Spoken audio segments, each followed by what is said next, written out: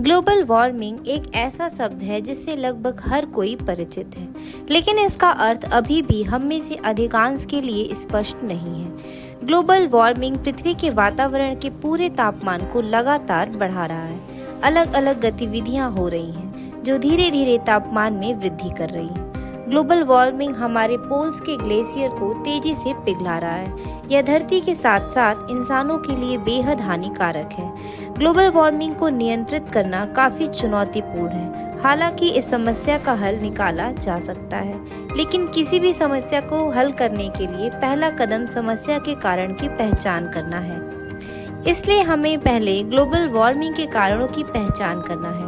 पिछले कुछ शताब्दियों में जब से मनुष्य ने एनर्जी की खोज की है, सचमुच हमने कभी पीछे मुड़कर नहीं देखा। कोयले की खदानों से आने वाली बिजली और इस बिजली से चलने वाली ट्रेनें, जीवाश्म ईंधनों का उपयोग, औद्योगिकरण, वनों की कटाई, इंफ्रास्ट्रक्चर, बढ़ती पॉपुलेशन आदि सभी ग्लोबल वार्मिंग के लिए जिम्मेदार हैं। जैसे जैसे किसी देश और दुनिया की आबादी बढ़ती है, इस आबादी की ज़रूरतें भी बढ़ती हैं। कार्बन डाइऑक्साइड और क्लोरोफ्लोरोकार्बन जैसी गैसेस ग्लोबल वार्मिंग के सबसे बड़े कारण हैं। ये गैस हमारे द्वारा यूज़ किए जा रहे वाहन से निकलने वाले धुएं और फ्रिज और एसी में यूज़ होने वाले सीएफसी गैस हैं, जो वातावरण का टेम्परेचर तेजी से बढ़ा रहे हैं, जिससे ग्लोबल वार्मिंग का खतरा दिन प्रतिदिन बढ़ता जा रहा है।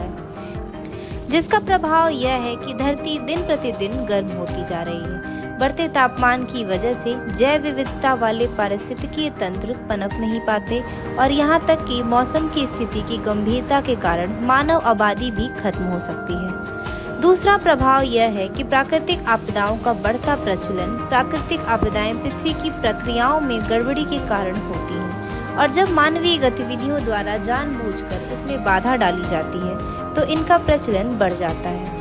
पिछले कुछ दशकों में हमने ग्लोबल वार्मिंग के प्रभाव के रूप में पहले की तुलना में बहुत अधिक तूफान, बवंडर और जंगल की आग देखी है। तीसरा प्रभाव है पिघलती ग्लेशियर और बढ़ता समुद्री स्तर। जैसे जैसे अर्थ गर्म होता जा रहा है, दुनिया भर में ग्लेशियर और बर्फ की परतें पिघलती जा रही हैं, जिससे समुद्र का स्तर बढ़ता जा रहा है, जिससे कई द्वीप और राष्ट्रों के पूरी तरह से डूब जाने का खतरा बना हुआ है।